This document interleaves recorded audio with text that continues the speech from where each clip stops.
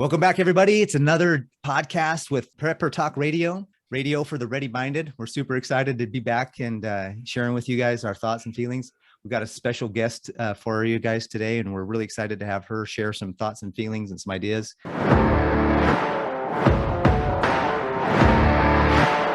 First, make sure that you're joining our Facebook page, our Facebook group. We've got some great conversations going on there. We got a lot of people that are participating and learning a lot of great information about how to be more prepared and how to be more ready-minded and how to be more self-reliant.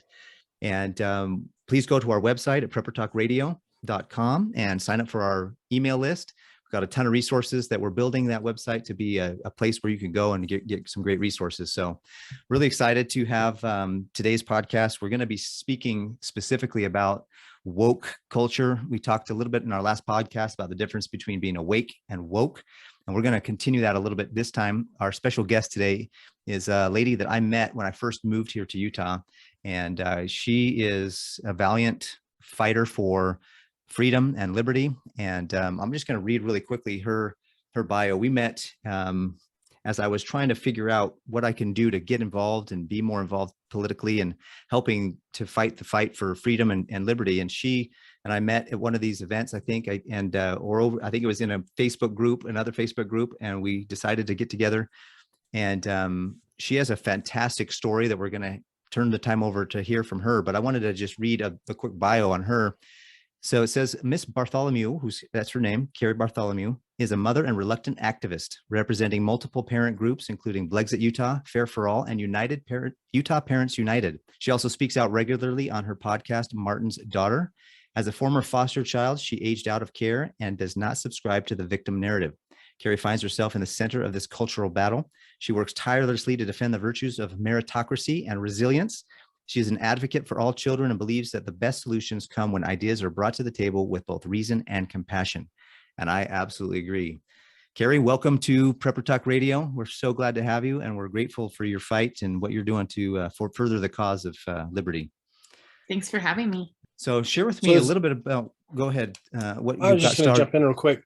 So you were, I didn't know this, that you were a foster child until just now. Yeah. Having been through that, was that out in California that you were through in the foster system, or? No, I'm from Washington State. When I was 8 years old, I put myself into foster care. So you can imagine how bad it had to be to put yourself into foster care. I just one day said, I'm done. And I walked to the police station and I said, I'm done. Put me in foster care. Wow. So. Okay, everyone who's listening in, now you understand immediately that Kerry's a different breed of person, meaning she takes action. She's not going to sit around. Mm-hmm. Everything I've learned about you before we even got on here was quite impressive. Yeah, reluctant activist. I think that rings true for a lot of us, but I think you're more active than most. My passion in life is to make things lovely. So if I can make things beautiful and wonderful for anybody, that's what I like to do. I find that we're running out of options on how to do that right now. Mm-hmm. And so, people will say, this is the hill I'll die on. This is the hill I will literally die on. I am not going to go down this culture of nihilism, this culture of let's blow it all up. Let's take away everything that we've worked for, especially when you're somebody like me who comes from absolutely nothing and has this simple, modest, middle-class life. Mm-hmm. You don't get to take that from me, and you don't get to take the hope from my child or the children that I work with. I work at a school. You don't get to take those things just because you're an angry human being. Mm-hmm. So we have to fight. Or you're in a position of perceived power. A lot of people get into a position of perceived power and they just want to run with it, and it's not good. No, and their power is not really true because, ultimately their power is just not the truth. And when we're honest, that's when we have real power. Mm-hmm. Well, it goes back to the statement, perception is not necessarily reality. And, for a lot of preppers, that's our audience, right? We're preppers, we're patriots. Our mission here with Prepper Talk Radio is to help people be more ready-minded, meaning that they're following God, they're focusing on their family, and then they're working on their country as well, their community after that. And the only people that can fix it are us. Right. We can't assign that work to someone else. Same thing for our lives. A lot of preppers are like, can't wait for the apocalypse to happen so then we can get a reset. And I'm like, it's not going to be the reset you want. No. We have to create the reset we want. And that's in degrees and days and efforts and everything we're doing right now to make it better. That's why we tell people get a pantry. That's why we tell people get some water, get some first aid, start simply, right? But at the same time, we need to be taking action in our communities to protect this way of life, to protect morals and values, and not just ours, but the values of our neighbors, the values of community, the things that built our country are the things that were the foundational things should be for all of us. Well, ultimately, we need to be, ultimately, we need to be sovereign, right? We need to be able to take care of ourselves in the way that we see best fit. And what's happening, it's crazy to me that you said that preppers are saying, I can't wait for the next great reset. I mean, you can get online and see exactly what those people want, especially for our kids. That has been a really devastating thing to me in the last week. I watched one of the heads of the WEF talking, and he said, what is the solution for our children who will be disillusioned and without purpose? And he said, well, at this point, what I see are the drugs and the video games. And having a young son, who will be a man in a certain amount of years. No. And also having the kids in my classroom, we just went around the class and read the Berenstain Bear book about like, what do you want to be when you grow up? And all these kids are saying what they want to be. And I'm thinking, wow, in 2030, they want us basically in boxes. And they want us both in that figurative box of, do you check off the right box? And also in boxes in terms of, we will own nothing and be happy, right? So that's just one of those places where you cannot not fight. You cannot not stand. I mean, and one of the other thing that I found extremely horrifying was the same man was talking to Bill Gates. You can watch the video of it, but the same man was talking to Bill Gates, and he said, God is dead, and he has been for decades. It's just taken us a while to hide the body. So you listen to that and you think, and these are the people who want to bring in our social and emotional learning into our schools. All of the equity-based stuff, it all comes from Gates, Zuckerberg, Chan, and the like, right? And they're all the same people who sit in those rooms, nodding their heads and going, oh, such wonderful ideas. Well, it's interesting because it used to be the focus of school was to learn your math, your science, and your language skills, right? Critical thinking. When I went through grade school, we didn't do critical thinking. It was all rote memorization. Every test was a CTBS, California standardized testing, whatever. Everything was like geared towards standardized testing. Nothing was geared towards problem solving. Nothing was geared towards experiential learning. And when you take away those things and take away the focus on, understanding morals, understanding values, understanding how to do things. When they took shop out of school, I was like, what? When they took like home ec out of school, I was like, what? Like, those are the only places you learned how to actually do something other than memorize. Well, I think that's go ahead. I was just gonna say, now they're, as you say, they're even taking memorization out now, and they're saying facts don't matter, it's only feelings. Well, feelings again goes back to perspective. We're turning our kids into narcissists, and once you're a narcissist, you can't be united because the whole world revolves around you. One of the things that Davis County locally is talking about, they're saying we want to center on the minority. And I'm like, well, but when you center on the minority, mind you, I am a minority, but when you center on the minority, then you exclude the majority. And you think that that's going to build any kind of unity? They don't want unity between people. I find that when I'm walking around locally, and we moved to a small town, just hoping to, live our life in peace, really. And I do find that, like, when I go up and talk to people, they have kind of a standoffish, feeling until like I overly smile and I'm overly just like happy and welcoming and whatever. And then they're like, oh my gosh, you're a breath of fresh air. That there's something wrong with the fact that people are so afraid already. We're only 2 years into this mess, and people are already so afraid of minorities, and they're being trained it in schools. They've got teacher trainings where they're teaching about microaggressions, and now they're bringing them into our schools. Microaggressions. So one example is if somebody were to compliment me for my hair, that would be a microaggression. You can't compliment a minority. Why? Wow. I like to be complimented just like any other woman, you know? I'm Yeah. like, why would we not want that? But to have our kids, and I'm sitting there thinking about the children in my classroom who put one arm through one side of the sweater and another arm through the other side of the sweater. And they're like, you know, oh, we're twins, and one's Asian and one's white. And they don't think about these things. That's Yep. awesome. So, but the tricky part about what you were talking about with the education is that our teachers are being taught whether or not they actually read his book by Paulo Freire, Pedagogy of the Oppressed. They're being taught his method of learning. And his method of learning takes away the banking system. Now, again, I work in a school. I believe that banking system is super important for those first years, those formative years. Kids aren't old enough to critically think. That's why anything that a cool teacher tells them, they believe, right? And so we need that banking method of 1776, this happened, you know, like what, these are the facts, this is what happened. Could we dig deeper and have more in-depth looks at the facts? I'm perfectly fine with that. I'm actually not opposed to the whole history conversation. But then do we bring in the 1619 garbage? Absolutely not. You know, like we do not bring in what I call critical resentment theory, CRT. We don't bring that in. And that's what they want to change our banking method to only about their emotions, in fact, only about what makes them angry. So in what ways are you oppressed? And they want to start that at the youngest children. Oh, well, you don't feel like a boy because you don't like to play soccer. Oh, well, maybe you're transgender. I mean, Wow. Yeah.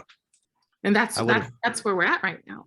I would have definitely been categorized when I was growing up. I had long hair and I was in drama, and I wore the makeup for the plays, and sometimes I would keep the makeup on, and maybe I shouldn't reveal too much here, but you know, I actually went to the picture show.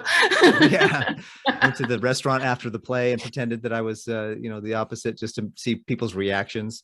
Right. And it was kind of fun to do that. But yeah, I told my kids all the time, I said, look, if I grew up in your day to this today, in our day, the day we're in, I would probably have way more labels and have a lot more of a struggle in certain areas. And I'm so grateful that I didn't. And I want you to know that it's okay for boys to play with girls, and boys to play with Barbies, and girls to play soccer, and girls to play with trucks. And it's okay. That doesn't necessarily mean anything. It just means you're exploring, you're learning, you're experimenting, you're being a human. You're looking at all the different options that are in front of you, and you're trying to figure things out. There's just so much, there's just so much You're reality experiencing to life. Yeah. Right. If you're not experiencing life, you're not learning. Right. You're being indoctrinated sitting in a classroom nowadays. In real life, when you turn off the screens, you turn off the indoctrination, you go through experiences. Like, for example, today I was going to go to work and do all this other stuff, but I had a window to get some tile work done in my house. And I knew from experience it was going to take longer than I expected because it was all intricate cut issues. But I ran into some new scenarios and problems that I wasn't prepared for, and it took longer. And in other ways, it was shorter. But now I know better how to adjust that time. But that's how we learn. Like, first you learn the basics. First you learn how things work. Then you learn how you can adapt things. Then you can learn how you can overcome problems and challenges.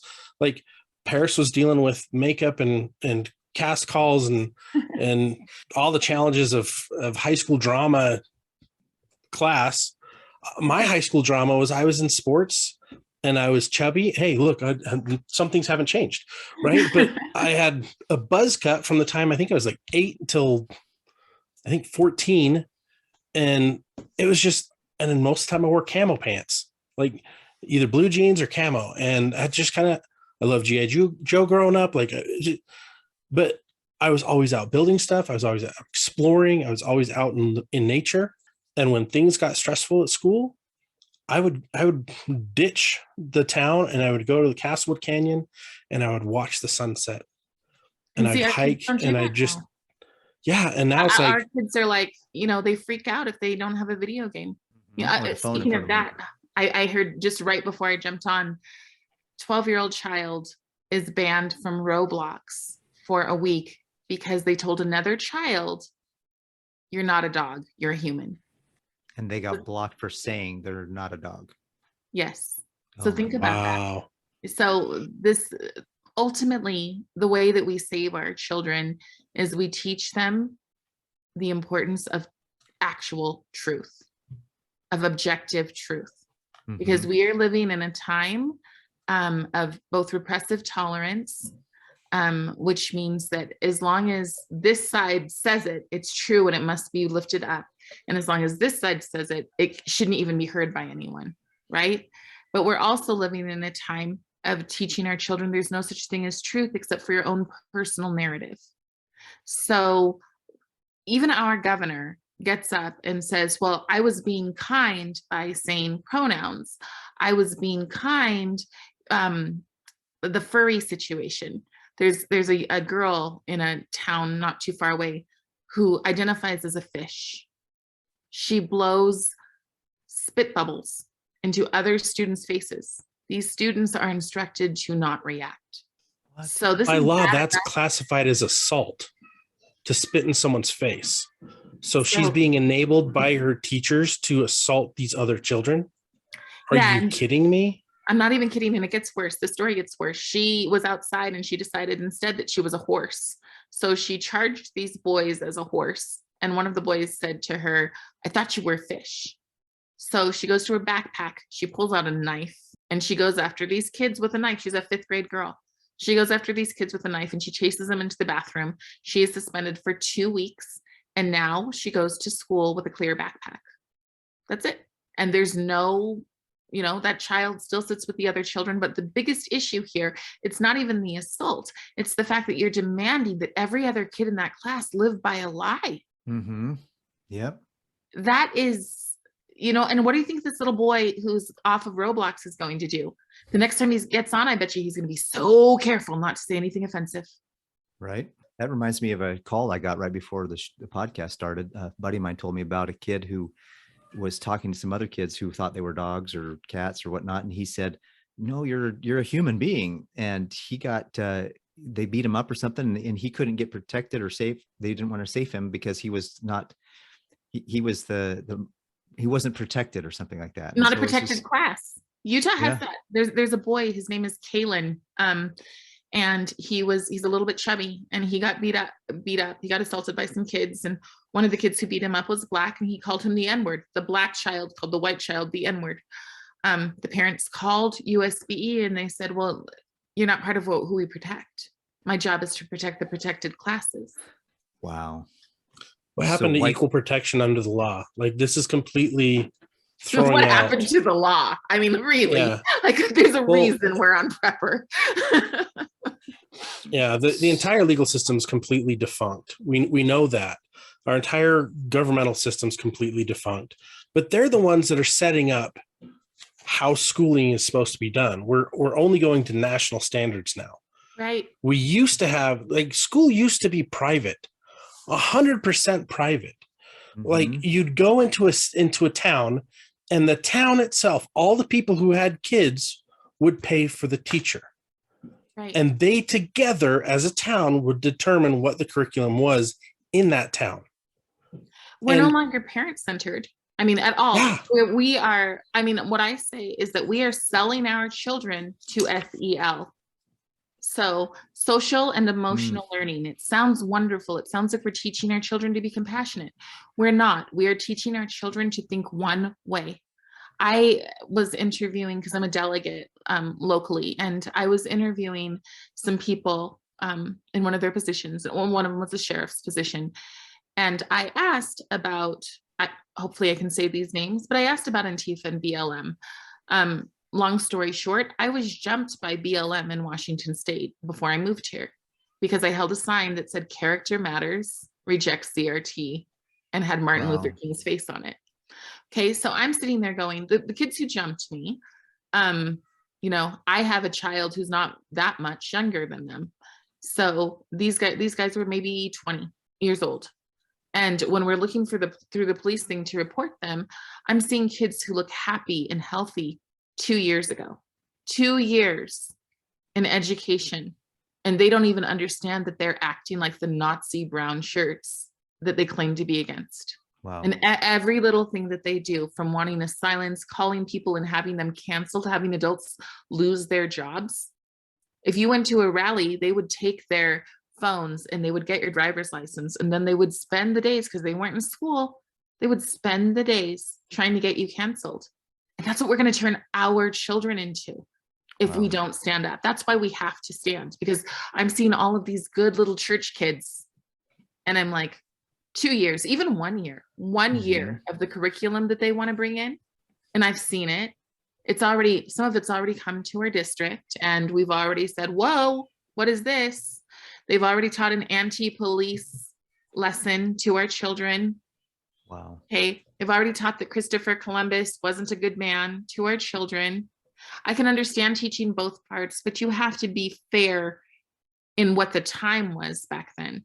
My son's own class, and he goes to a classical education school, that I believe that if you're going to put your kids in school, find a charter, make sure that it fully, like our school has come out and said CRT has no place in K through 12 education. We will not do it. And That's so, awesome. but most schools aren't. Most schools are like, Utah particularly, but really everywhere. Nobody wants to be mean. You know, Donald Trump was known as the butthead. And so nobody wants to be the butthead. And so they're all trying to be so nice and compassionate and polite. And can't we have reason? Can't we reach across the aisle? No, you can't reach across the aisle with communists. Yeah. There's an old saying, if you don't stand for something, you'll fall for anything. Absolutely. And we have to make a stand. And for those of you who are just listening and haven't got a chance to jump on our YouTube channel, Kerry is a person of color. So when she got jumped by BLM, it's kind of like, wait, what? That makes no sense.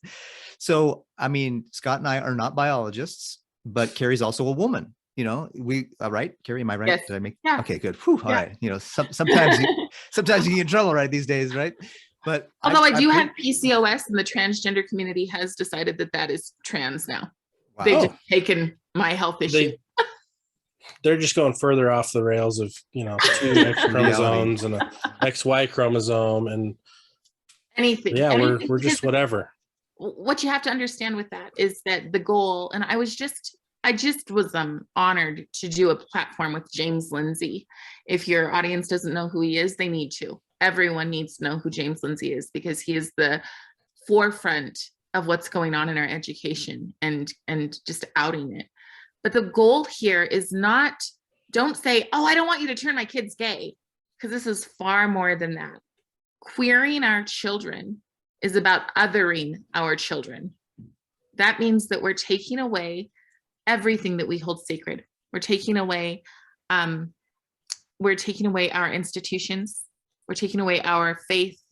We're taking away our relationship with family. That's why you want to sexualize the kids as early as possible, because as soon as they have their own sense of false autonomy.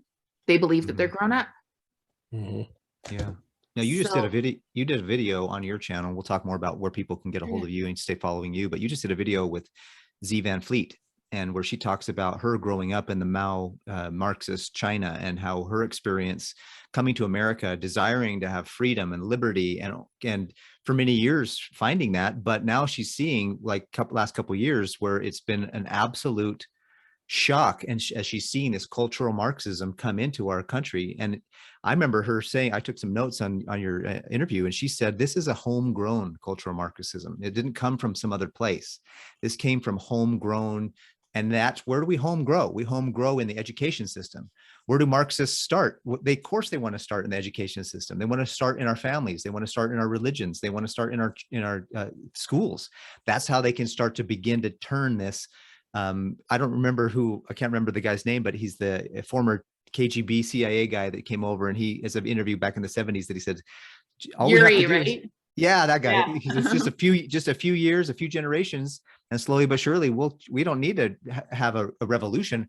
We'll get you guys before you even know you've been gotten. We'll overcome you through infiltration, and that's totally the Marxist, communist, socialist agenda. That's how they do things. They infiltrate slowly and surely until before we know it, I love Z Van Fleet used the analogy of the frog being turned up. Before you know it, you think you're a frog in the jacuzzi, and now you're being boiled to death. You're cooked.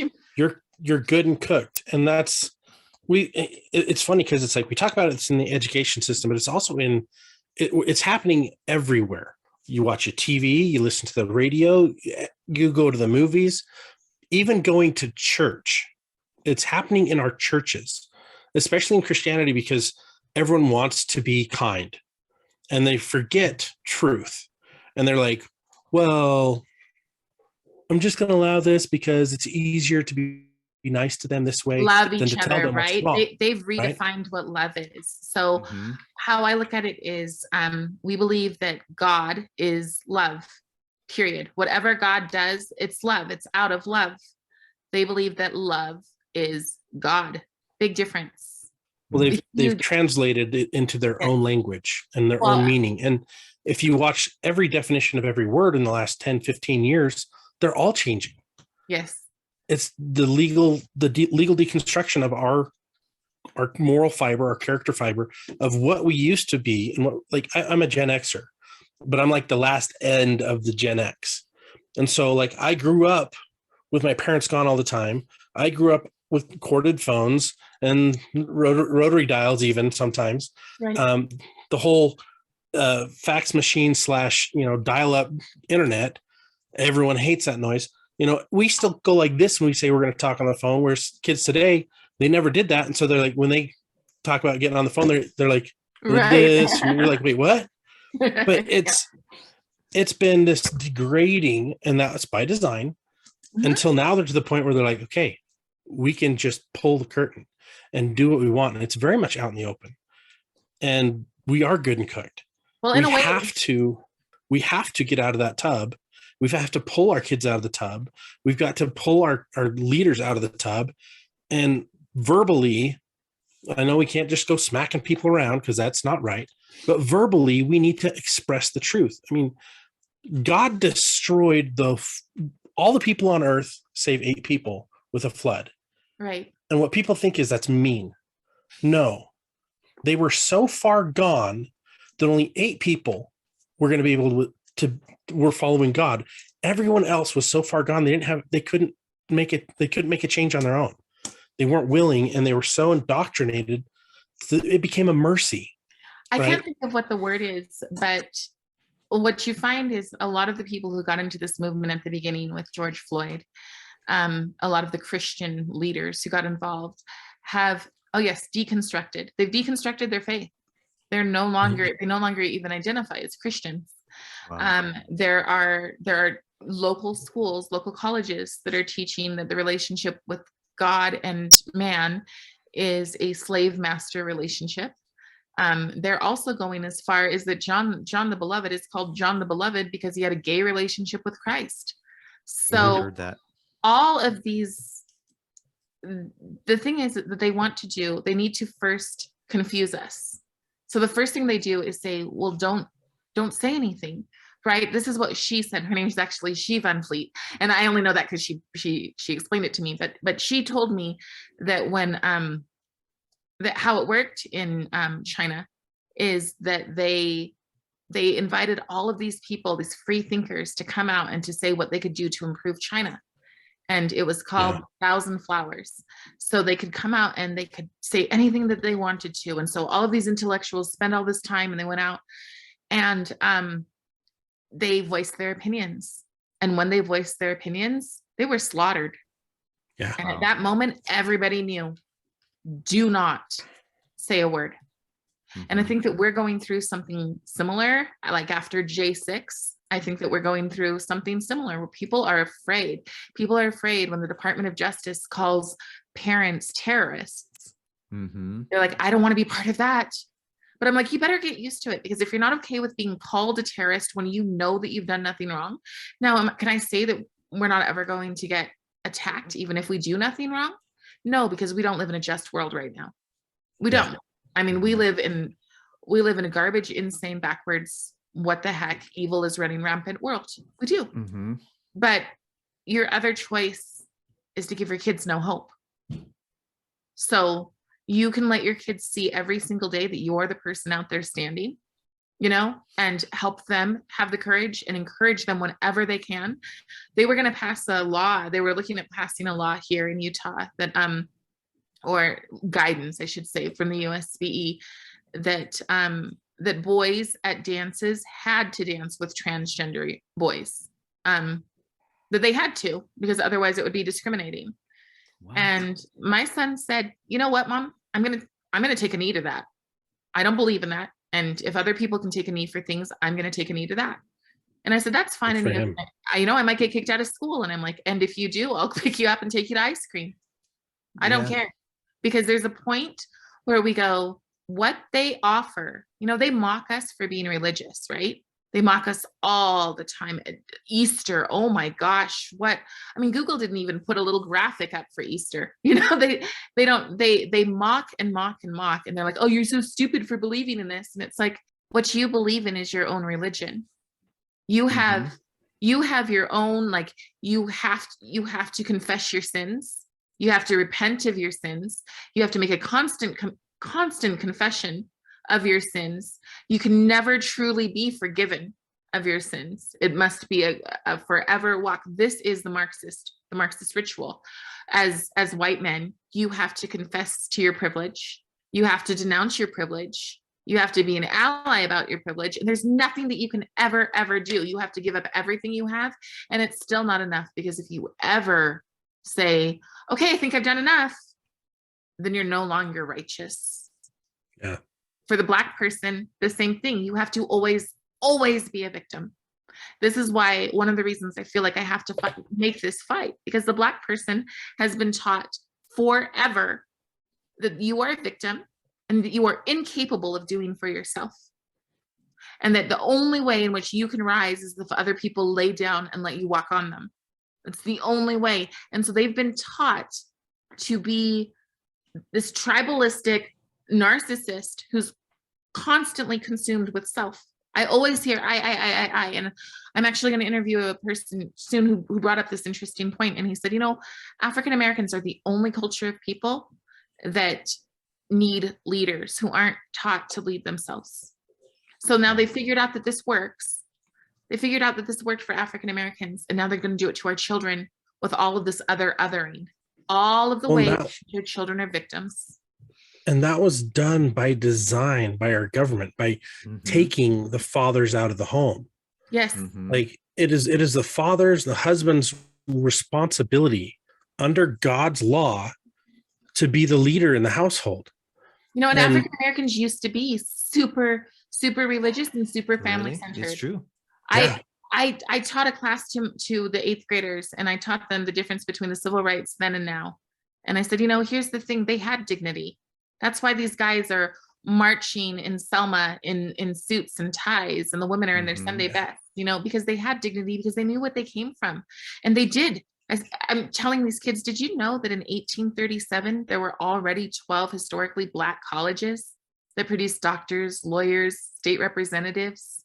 That's awesome. So, but we don't know this, and that's by design, because by design, we're only supposed to know the stuff that builds resentment, and which is super, it's the opposite of God, right? Because God is, we have this hope. We have this hope because we have God. And that's the place where you go, are you really going to let them take God away? Because then what's left? Because what they're offering is a freaking box. So how do, I mean, this is a really hard subject because it gets really sad. It gets really depressing. And listeners, you guys could probably be thinking, okay, well, what do I do? Is there no hope? And that's part of the reason we wanted to bring you on was to talk about the hope. What can we do? How can we change things? And listeners, remember, this requires work, you know, and this is more important than your year supply of food. Let's be honest. this is more important than pretty much anything else you're going to be doing, because this is the foundation of why we do what we do. Mm-hmm. So ultimately, I think that education, true education, is power. Education is what made me go, there's something. I mean, literally, for me, it was watching the Donna Reed show as a little. I would watch it on Nick at Night, and it was a show kind of like Leave It to Beaver. And so I wouldn't get beaten. I would hide under a pile of clothes and watch this show. And I would think, there's something better out there. There's something better out there. There's something better out there. And that stopped like all of the horrible, horrible things. And my mother is white. She used to call me slave girl and made me call her Your Majesty. My mother and my stepfather were grooming me for prostitution as an 8-year-old. So when I say there has to be something better, and that you never, ever give up hope, because there is something better out there. And my something better, quite frankly, is God. My something better is that God loves even a person who their own parents can't love at all. All right. Mm-hmm.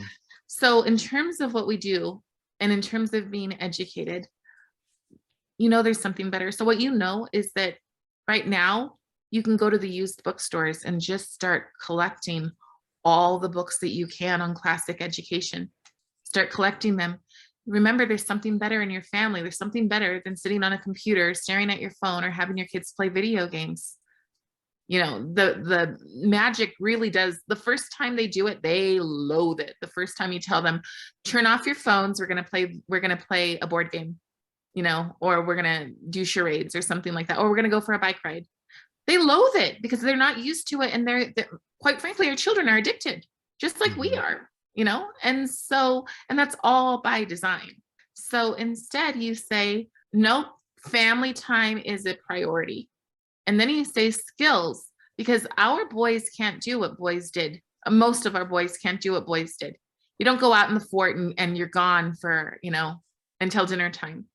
Mm-hmm. So you go outside and you say, all right, well, we need to build X, and we're going to build X, and we're going to do it now while we still can. And then you remember to live local. You have to get involved. I posted a little meme or a little whatever. I don't know my tech terms, but it's a fish, a little goldfish with a shark fin glued to the back of him, and it says, "Have courage, even if you have to fake it." So that's what you do. You talk to your neighbors, and if some people, and they will, this is the thing. We say, oh, I would take a bullet for my child. I love my child so much, but we're not willing to be called a name. You got to be okay with being called names. You got to be okay with somebody saying that you're a racist. You know what? So many people are called racist today that nobody really cares. I've been called racist so many times. I've been called a white supremacist. I'm like, right? Okay. So I used to work at a university in Arizona, and I had an employee file a racist complaint against me, and she tried to get me fired and file a lawsuit, and I had to meet with legal, and I had to meet with so many people, and they're all like, what did you do? And I'm like, I don't know what I did. And they're like, well, she doesn't have a case, but this is, I'm like, because I've always grown up, I'm originally from Idaho Falls, Idaho, which is when I was a kid, it was pretty much, I don't think I ever saw a black person until I moved to Colorado, to Denver. And the first black person I saw became one of my best friends. His name is Dane. And I just loved him because he was hilarious and because he had Star Wars. And I didn't have any Star Wars toys. And we became best of friends. And it's I didn't care what color he was. But when I first met him, I was like, yeah, how are you that color? That's so cool. I didn't know that they were supposed, I didn't know I was supposed to be resentful of him, society standards. Right. I didn't know that I was supposed to be, privileged. I was a 6-year-old kid. Right. Kids are pure and kind. It's the education and the way we treat them that ruins them into adulthood. And that's what we're doing and we're allowing. And so, yes, everybody listen. Get involved. I love that. Live local. Get involved. We're going to get called names and worse. I created PrepperCon, which became the largest preparedness expo in the world. And because of that, I got put on the check him every time he flies list. I was randomly selected every flight for 5 years. I flew last year. That was the first time I've flown and not not was forced into the check, like Wow. additional, like it. Yeah. I went off the radar for a few years, but it's like, just be okay with everything else changing around you and not accepting of you, but also recognize that God's going to help you fight this fight because it's his fight that we're helping him fight. And even if he doesn't, because I mean, the reality is the Holocaust happened and other atrocities have happened and other atrocities may happen. We hope it doesn't. But if he doesn't, I really like to use their words, so we know that we're on the right side of history. And, we're on the side of good. And we know that. And so being on the side of good and the side of truth, if it's my last breath today, if I get assassinated because I take off a bunch of lefties, then so be it. Because I would rather, like I said in the beginning, I would rather live on my feet than die on my knees. And I definitely don't want to hand that world off to our children.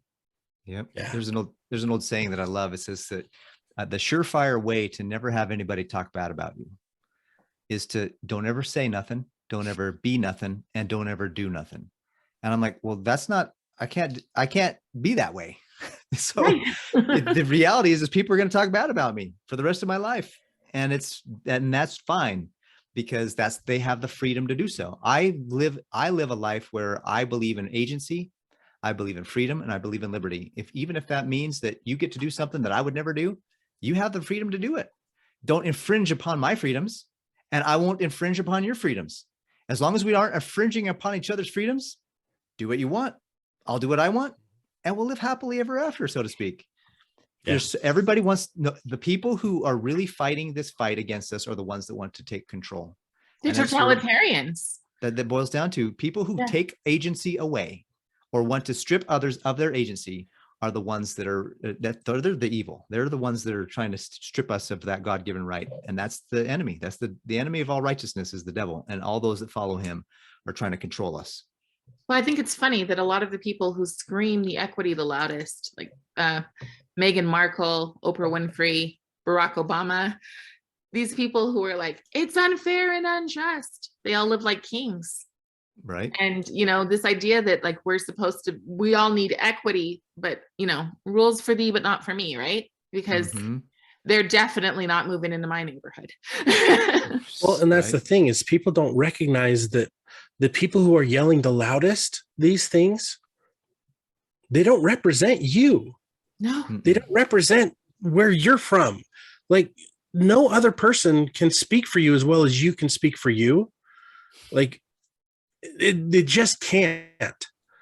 And especially when they're people of that kind of power and that kind of position that are that far disconnected from things, they will never have my voice. They will never have the true voice of the people. Even our president of the United States right now, he doesn't even know his own voice half the time. He's wandering in his freaking garden, not knowing which way to go, and Secret Service has to corral him. Doesn't know how to put two sentences together. And when they do, they're racist. Right? When they do, they're almost always like, oh my gosh, that came out of his mouth. Wow. We have to start vocalizing more the right for people to have agency. We have to vocalize more. I mean, Paris, you were just saying it. Like we as a people need to start taking action for ourselves, responsibility for ourselves, and to fixing this, because no one's going to come and save us. Right. If you look back at history, has anyone ever saved anybody? They've always destroyed the people. Right. And that's what this is going to do if we don't start doing more to save the people. So Kerry, a couple of years ago, you were probably just a mom doing your thing, living your life, your best life. Wanted, like you said, you moved here to be in a peaceful place. What event or set of events kind of took you and turned you and said, you know what, that's it. I'm done. I need a fight. What was it that did that? There were a few things. One, finding out how much I didn't know about history really ticked me off, really made me angry, because when we went to my husband had ran for a state rep, and so we had to go to a lot of rallies. One of the rallies that we went to was Pacific Asian people on the coast talking for the first time, because honestly, a lot of Asian people they aren't political. They're shy and they're not political. But this last election season, they were like, what we see on our front door is exactly what we ran away from. We don't want this. We don't want this. And they were very adamant, and they were in tears. And after the election, some of them really, really struggled. I'm talking to the point of suicide. So listening to these people woke me up to what I didn't know about history. Then I stumbled across Candace Owens, who now I kind of work for. I'm on the board for Blexit here, but I stumbled across Candace Owens and the whole like the Uncle Tom movie. And I was like, how do I not know these things? How did I never know about Black Wall Street? How did I not know any of this? So not knowing made me angry. George Floyd, whoo, that one made me angry, because all of a sudden being like talented and kind and funny and whatever else didn't matter. All that mattered was that I was Black. And literally people brought me pie. They literally showed up at my doorstep and were like, we just feel so bad for you for what you must be going through. And I'm like, I don't even, what are you talking about? And they're like, oh, this terrible thing. Then the teachers started. And so right after, literally, I mean, it almost felt they were prepared. They were prepared, because literally the same week you get how to be a white ally papers in your school board, in your newsletter, at your online newsletter. And so I'm clicking the things, and it's like, you have white supremacy if you are asking why this happened. If you are considering the person's color, if you are any of these things, then you are a white supremacist. Well, to me, I'm going to ask why, because I wanted to know what in the world made a police officer decide that he was going to do this. Okay. So, and I just felt, I'm going to sit and wait. And then the teacher jumped on the Zoom call, because we now had COVID, right? And so the teacher jumped on the Zoom call and said, oh, this wonderful man who was a leader in his community, he was murdered for no reason out on the side of the street. And they're telling this to 5th and 6th graders. Wow. And I'm sitting there and I'm watching, and the kids are like, oh, they're sucking it in. And she's like, oh, and we're going to have 8 minutes of silence for him. And I literally put myself in the middle of the Zoom so that she can see that I'm there. And I know all of the kids, because I've been their drama director for years. Drama, same. And yeah. So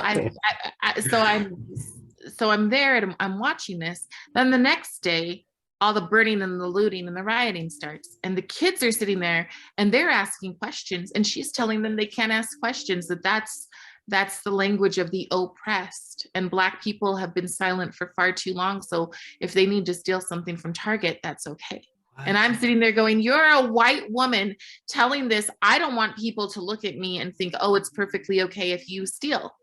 I mean, I've always lived in places where I tend to be the minority. I've never lived in like the big city or anything. So, so these things happened, and then getting jumped by the BLM kids. And then the next week. So that was a Saturday. Monday, my son is tuning into his band class, and his teacher has a BLM pin, and it's aimed not on his face, but on his BLM pin through the Zoom call. And I called the principal and I said, look, I've already seen that you want to have a Kids of Color club and an African-American Kids of Color club. I would be interested in being their mentor, because I think that it would be great if we could show all of the accomplishments that people have had over the years, and we can turn a spin on this. And the principal said, no, we really want to focus on their lived experiences.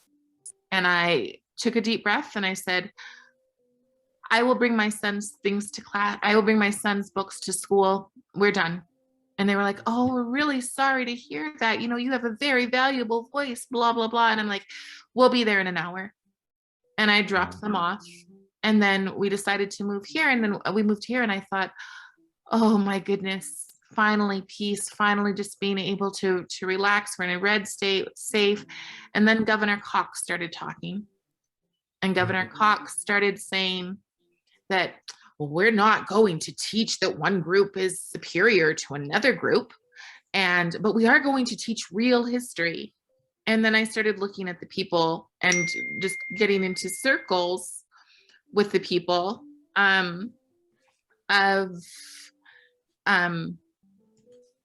just the circles that he was involved with. And because of what I'm doing with speaking out, I find myself debating these people, and they're racist.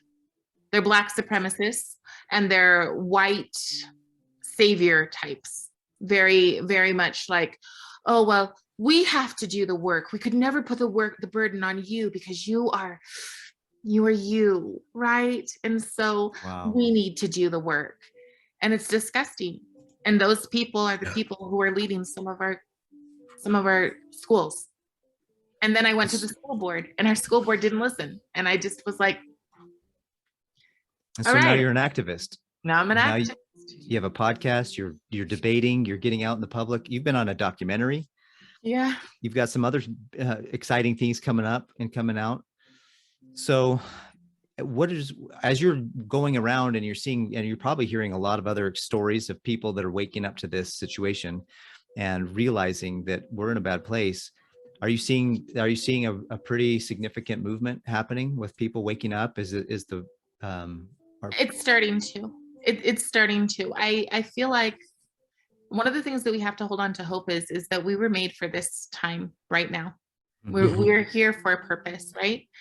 And there is joy in shining a light in the darkness. There is joy when one single person goes, oh, wait. And there's especially, I find especially joy when they're like, what is it that you have? How come and then I get to share more about my spiritual, about God with them. But, awesome.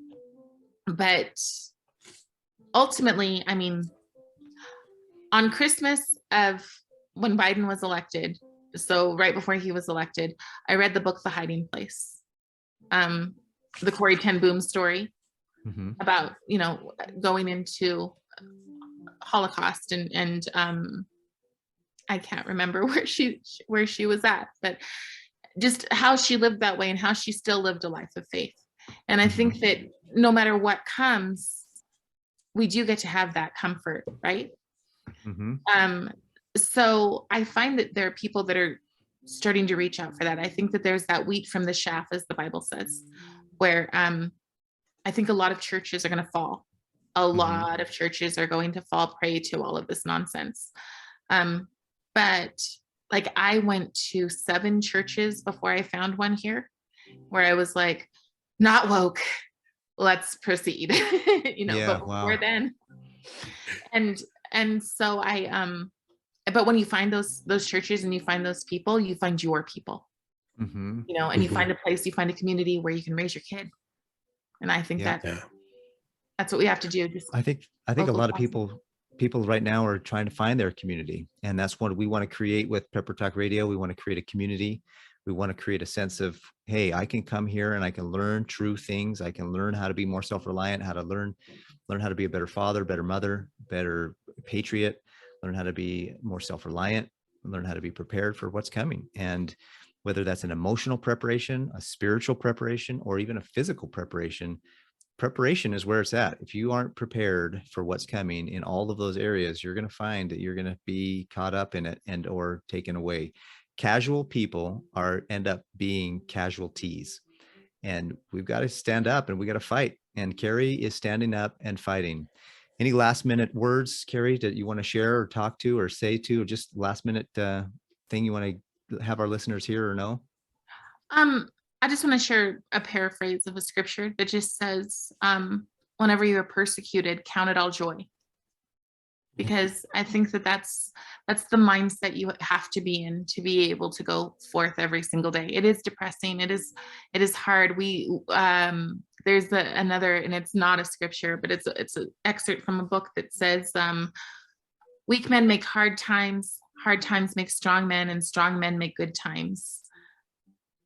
I don't know if there's a time in history, maybe during the Greek era, when we've been this weak, you know, when we've been this weak. But I think those people studied the Greek era to make us like this.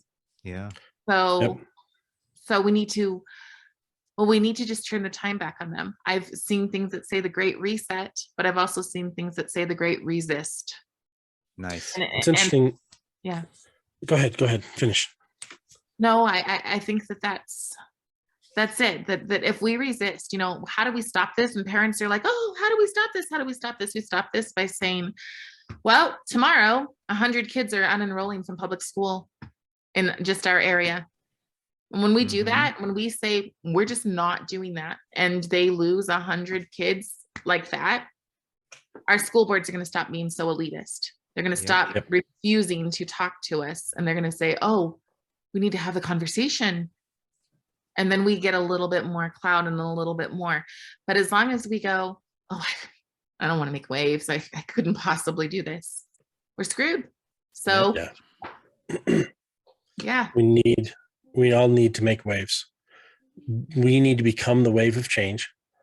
And Kerry, I appreciate you so much. Thank you for being with us today and sharing your story, but also for those of you guys listening, like, hopefully she's given you some inspiration for what you can do. From a Christian standpoint, I heard a guy talking the other day, and it was just like, it falls right in play with what we're talking about.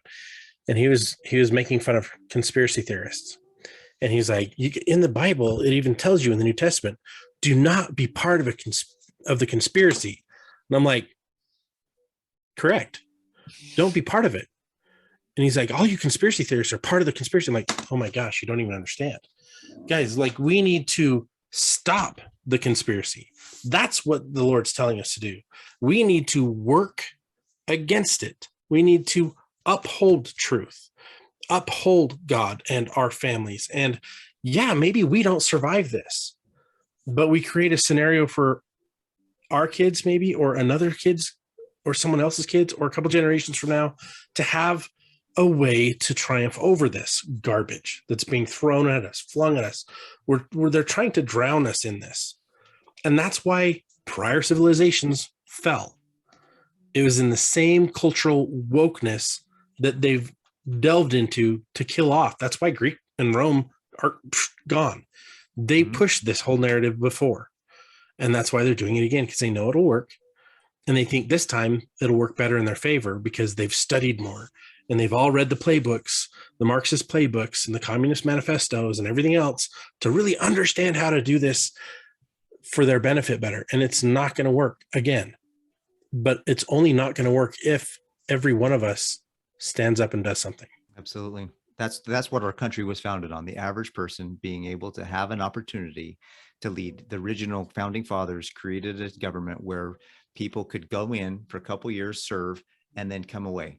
Unfortunately, we've created these career politicians, and we're expecting them now to do it for us. And the do it for us mentality is not going to work. It can't work. Everyday moms and dads like you and me and Kerry and Scott and I, we're just everyday ordinary moms and dads and people and citizens that just understand what we need to do. And we're going to we're just crazy enough to go do it.